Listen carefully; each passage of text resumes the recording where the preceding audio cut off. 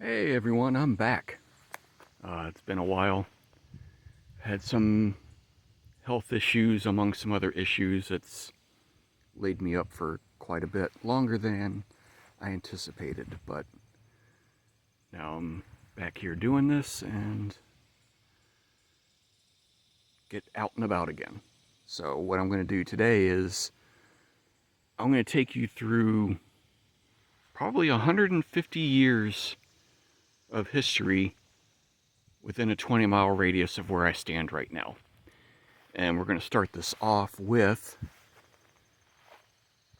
a lesser-known visited place, but just as important. Not Mount Vernon, but the place where George Washington was born. I think I'm in Westmoreland County or Caroline County, one of the two, Virginia. And we're going to go see the house where he lived. And contrary to what you're taught in school about the cherry tree, which is a total made-up thing. It was just instituted in the early 1800s by some author to teach morals to children. But if there was any truth to it, this is where he chopped down the cherry tree. It would be on this property right here. So I've never been here. It's early in the morning. And let's go take a look around and see what's around this place. Alright, so this land was originally owned by George Washington's great-grandfather, I think it was John. It was a working plantation, so these are all replicas of what you can see were different outbuildings and possibly slave quarters, along with smokehouses and other textile and tobacco barns that was used to hang and dry the leaves of the tobacco. So let's walk up here further to the house, get a better look at it. Alright, and there's the house. Got some morning haze going on here. So like with all well-to-do elites in Virginia at the time, they had the long stretching driveway that came up for the carriages and dropped them off in front of the house. I know it's not open, but we'll go ahead and look around. I'll pull on the handle just in case. But like most things, when I try to show you stuff, they're never open.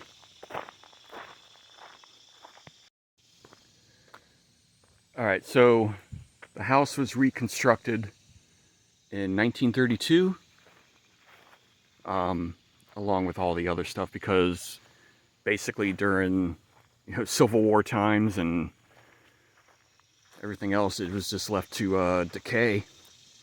There was back in the late or mid 1800s, there was a memorial stone placed here by Custis, which is a relative of the Washington family, marking this area as the place.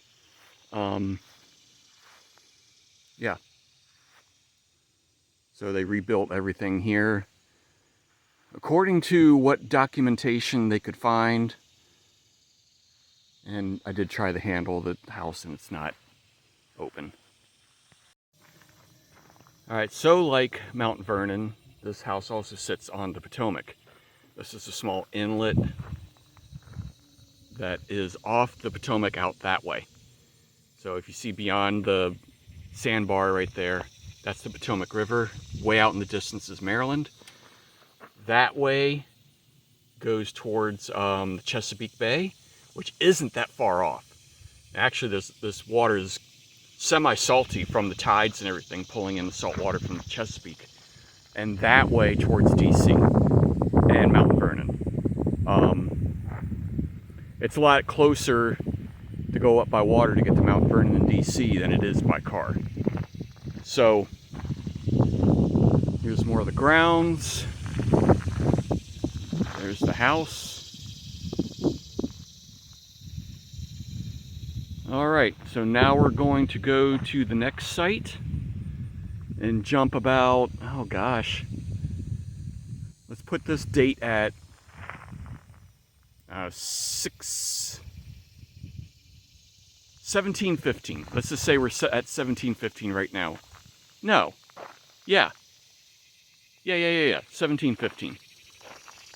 And we're going to jump to 100 plus years. So we're going to give me a few minutes and let's go into the next place. All right, so I forgot. Augustine. It turns out that Washington's great-grandfather had land way out that way, which is where the family cemetery is, and I'm going to go to right now. But this was by Augustine, his father, and he married, who was it, Mary Ball? That was George Washington's mom. And apparently in the cemetery, Augustine, John, Mary, and other descendants are buried there. So I'm gonna walk back to the car right now down this little nature trail and head over to that place. They said it's not walking distance, so get back in the car and make the drive, see how far it is. Probably should walk it. All right, now why is it everything looking blurry, foggy? I don't know. Anyway, I'm at the Washington Family Cemetery. Now, of course, George Washington is not buried here. He's up in Mount Vernon, but his elder family is buried here, like his great-grandfather and other family members. I didn't know his great-grandfather was even here. I thought it was just his dad, and then his dad came over from England. But anyway, guess you learn something new every day. So we're gonna walk up this trail here, and let me see if I can get this camera a little bit more unblurry. All right, I'm sorry, I can't, this phone is dead. I think I need to finally break down and get a new one. Anyway, John Washington, George Washington's great-grandfather, had a house built right here. And with him being like in 1654, I think the sign said. And then lived here for about 13 years and then died and left it handed down to eventually George Washington's father and George Washington. So, I've never been down here before in my life. How long I've lived in Virginia.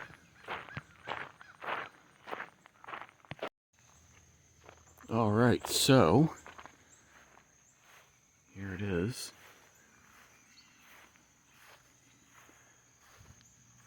So we got John Washington here, the great-grandfather, grandmother, and grandfather, and I think also an uncle. Oh,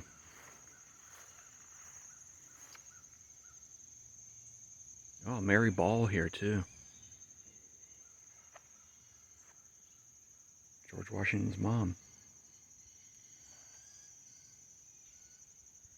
Huh.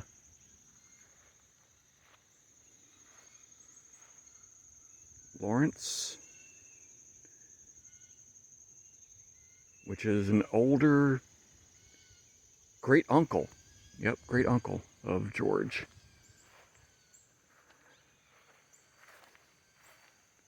I'm not going to go through. You can Google all the other stuff here. And another great uncle. And great aunt. Okay. And here. Oh, these are two babies. Well, youngins. Huh. All right. This place is far away from the house, but I guess since the original house was like right here, it really isn't that far away, but it's a hike. It is a long way away. All right, let's go to the next place and jump what? We're gonna jump 100 plus years into the future. All right, this one's gonna be loud, but because of the cars. So we're gonna jump 100 years into the future. Late April, I think it was around the 25th or 26th. The America's most famous assassin met his end right here. And we're talking about John Wilkes Booth. And I'm standing on what used to be Garrett's farm. Now, if you see the pylons up there, that's all closed off now, and it's illegal to get up there because Fort A.P. Hill, which has all this stuff around here, and for traffic reasons, I guess, can't go up there. But up there was the west end porch of the Garrett house, and on the other side, through that gap over there, was the barn. I'm standing right now on the east lawn, or the east lawn of where the Garrett farm used to be, and this would all be tobacco area. But yeah, this is where John Wilkes Booth met his end, and there's the sign. Sorry for the sun coming through there. Anyway. Yep. Pretty wild. At least for me.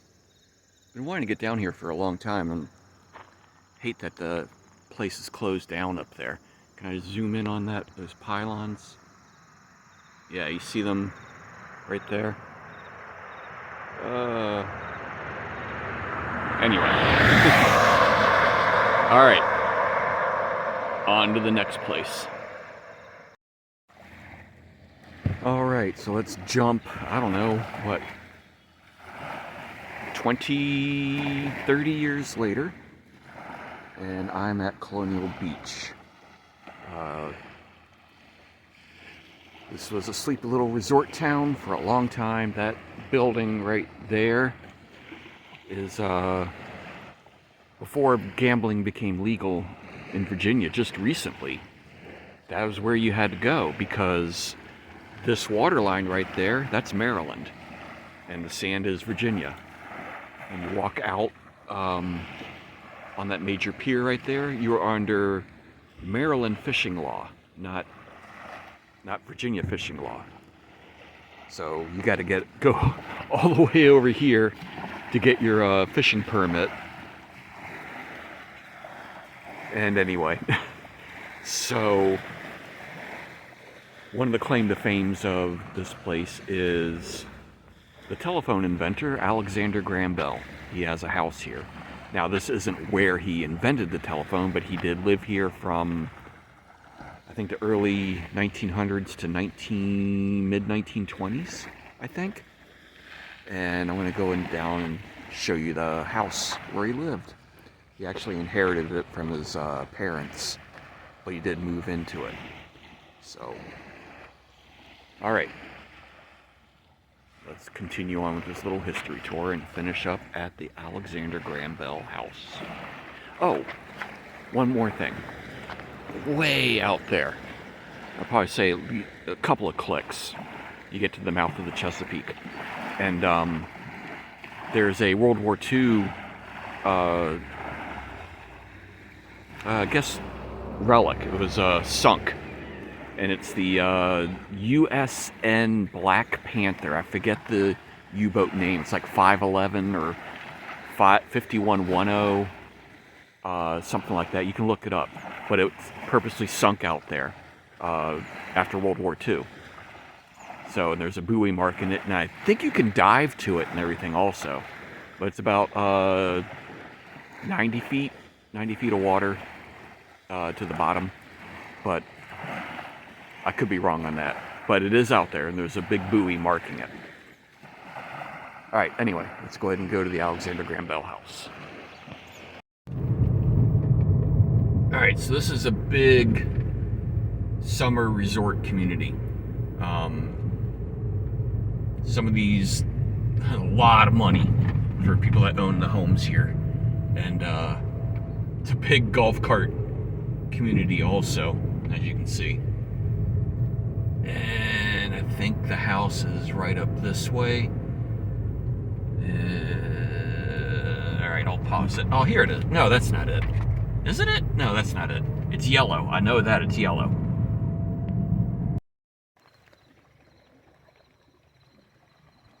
Some more of the sun. I'm out here kind of early. I'm in one of those weird sleeping schedules right now, but here's the house.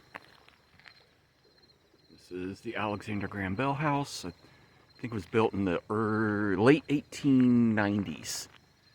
It's a private residence now, so I don't want to film too much of it. But yeah, this is where he lived. And once again, no, he didn't invent the telephone here. This came after. And they got some landscaping to get rid of some of that. I guess they had a storm that came through here recently. Alright.